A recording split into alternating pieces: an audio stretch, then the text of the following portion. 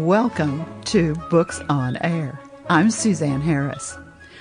Books on Air is a series where we do a deep dive into the writer's passion. We talk about why they wrote the book. We try to find out what their writing process is like, and we also talk about what they hope their reader will take away from the book. You, dear listener, will get a glimpse behind the curtain, if you will. Joining me today is a fascinating man. He and I have talked before.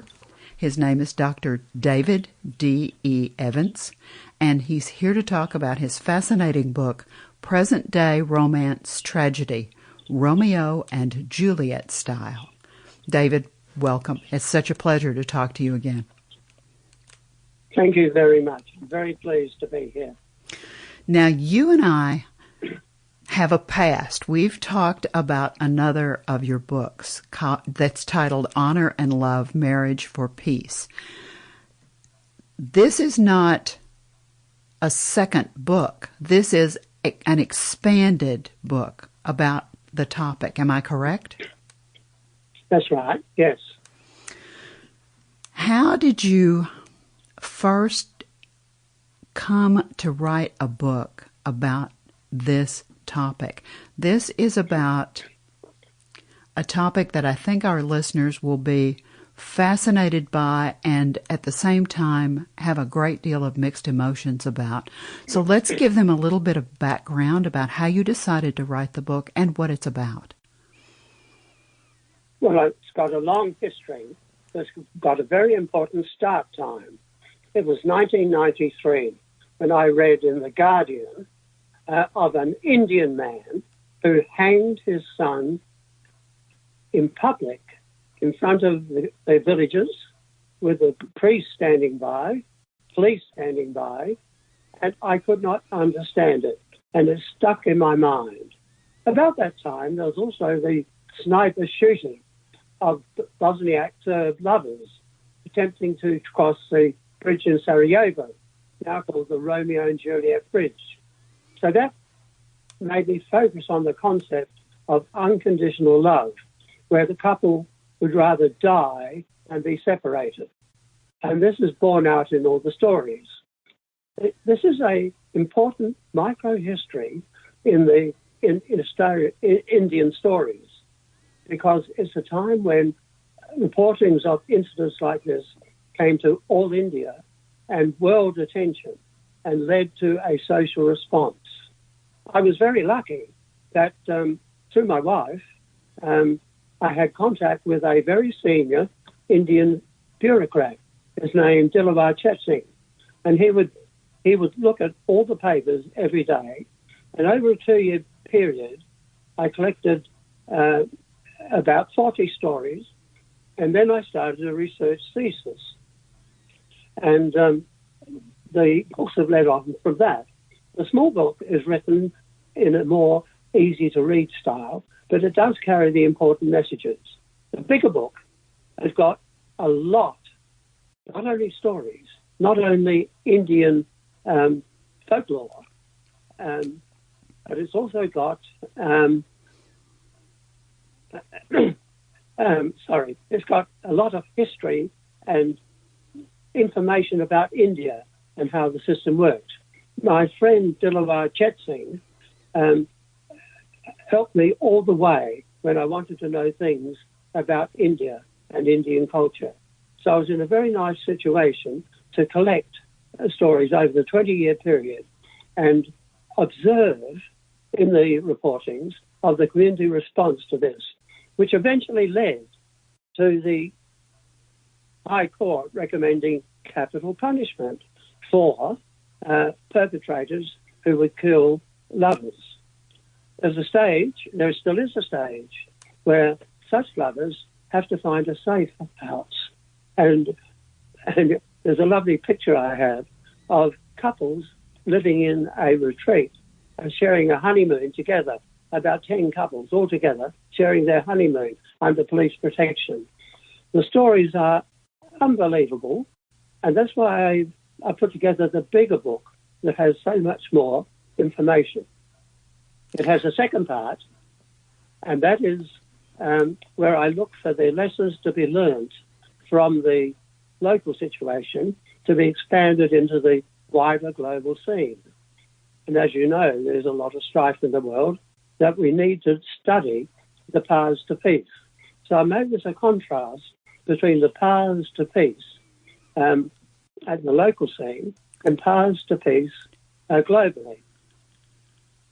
One of the things that captivated me, the title talks about Romeo and Juliet. And I think that so many people, when they hear those two names connected, believe immediately they think of who? William Shakespeare. And I love the fact, as a former English teacher, that you went back to Elizabethan England and you started to talk about where Shakespeare got the ideas for Romeo and Juliet, and there truly was a direct Italian connection. Am I right? That's right. Shakespeare didn't invent Romeo and Juliet. He retold the stories, and they go back a long way. But there was a character called Da Porto in Italy who ran his own Giulietta e Romeo. And that's one of the sources that Shakespeare took. But there are other sources. In Da Porto's time, there was a happening. It's called the Cruel Carnival of Udine, where in festival time led to slaughter of nobles. That's a special microhistory, and a book has been written about this, an award-winning book about how important that situation was in Italian history, and it led to a change in attitudes between opposing forces, opposing families. So the sources are detailed and they are very good to read. I agree, and I think that readers will find themselves shocked by the stories that you have to tell. It's hard to believe that in the century that we're living in 2024, that people are still unable to marry the person of their choice. And if they do, in some cultures, they run the risk of losing their lives. I find that a shocking statement to hear myself make, David. You know, it's very true. And these incidents just don't happen in India and other places. They happen in Western society. And I live in South Australia, and there is a case in front of court at the moment of a family that waylaid their daughter and started stabbing her in public, and they have now been in lockup because of that. So these incidents still happen. And there are countries which haven't come to terms with it at all. In Iraq, the Christians and the Iraqis wear different clothing. You could not be seen in public, one or the other, holding hands, because that would lead to severe consequences. So there's a lot of communities coming to terms with it. And, as you might know, there's trouble in Israel, where they're not happy about Israelis marrying Palestinians. Right. So it's an ongoing saga. And the book I've written, it tells a lot about not only the incidents themselves, not only the history, but also the ways forward of mediation that are possible. The book cover, there's a picture on the book cover, and I thought that it was quite compelling. I recognized the picture.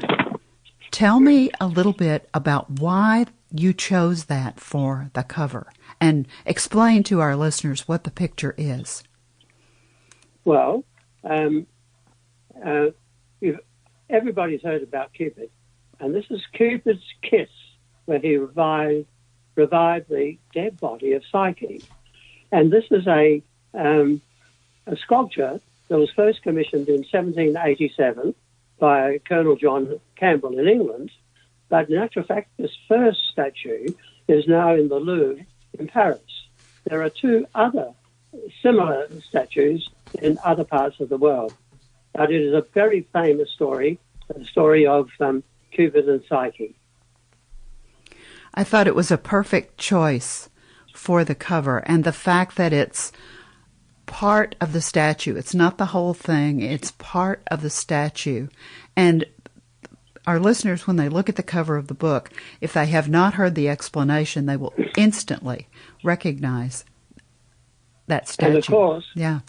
And of course, Cupid is portrayed as a very naughty person, shooting his darts of love across cultures, across families, where it is inappropriate.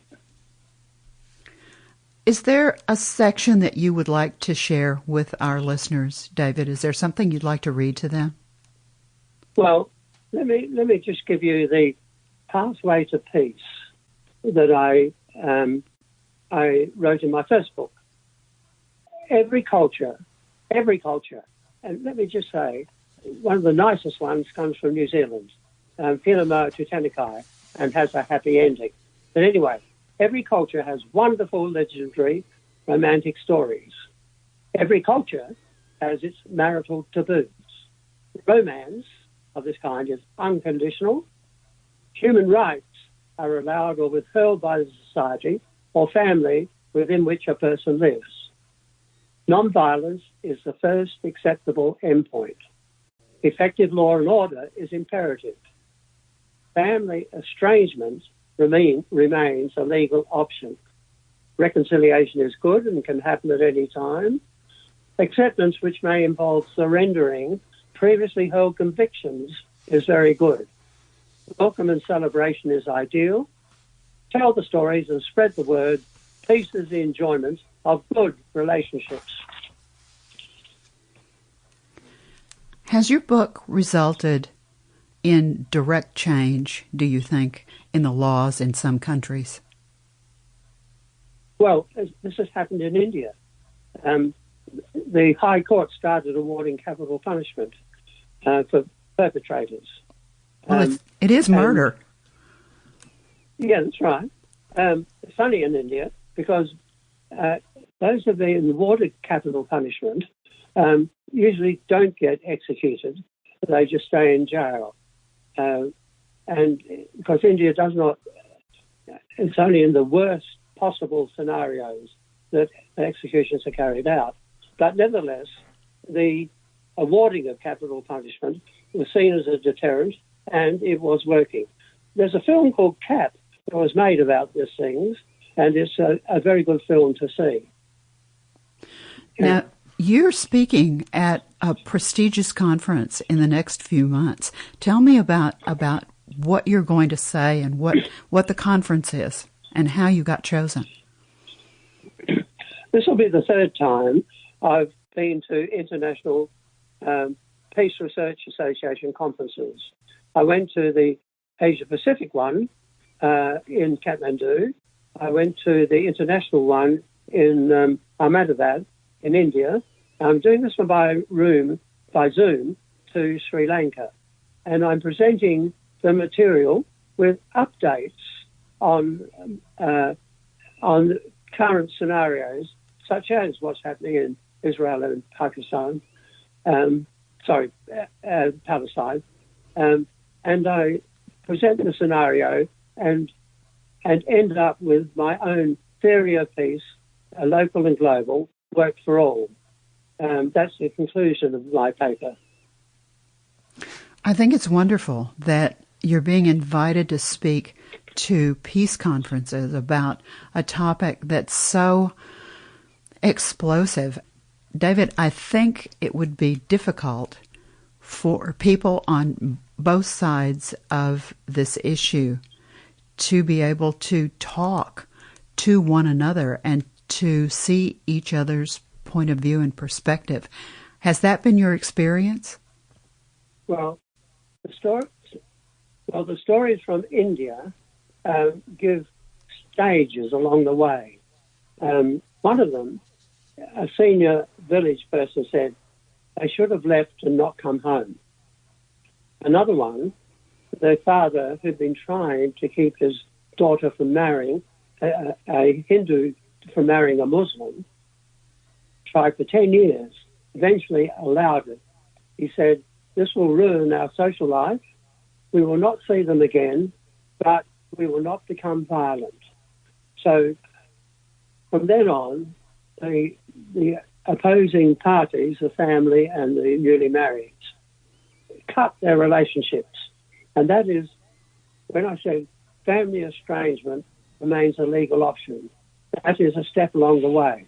But after that comes stories of people who have been able to reconcile and eventually able to celebrate, let's say, an intercaste marriage.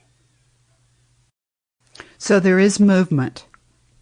Well, there is no movement, but the moral is it takes a long time to change an attitude that you were brought up with in your family setting. And it gets challenged by perhaps a child of yours, and you don't really know how to respond. I can see that. And with all of the connectivity that's happening in our world, I think that it must be harder and harder to keep people, I hate to use the word segregated, but perhaps away from others that they find unacceptable because of all of the connectivity and all of the ways that we're able to communicate with one another. Do you agree with that, or am I off base? I certainly do agree with that, and I think that separation is a necessary step in the long-term reconciliation process.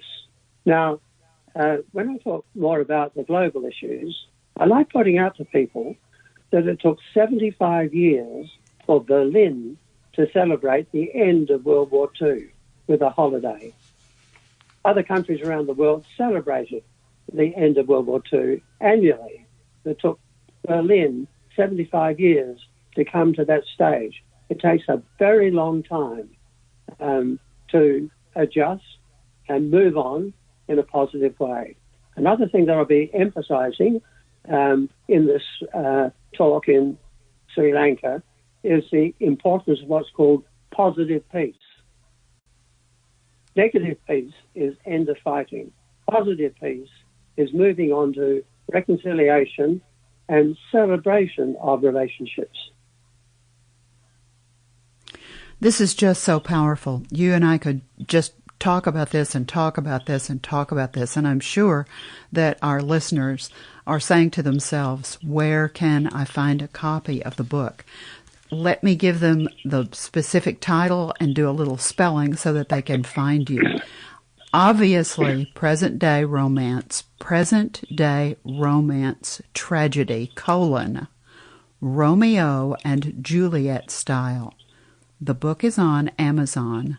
The author is Dr. David, D-A-V-I-D, D, capital D, space, capital E, space, Evans, E-V-A-N-S.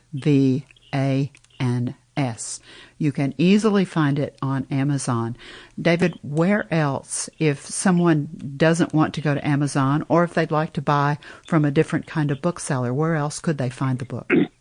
Well, the book is published. Both books are published by Balboa Press, and you can find it there. The other one that is commonly used here in Australia is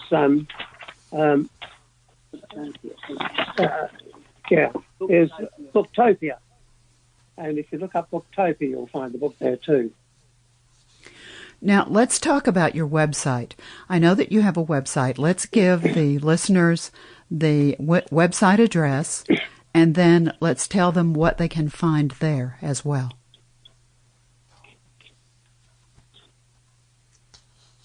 Well, the website address is bdeevans1.com. There's two D's, two E's.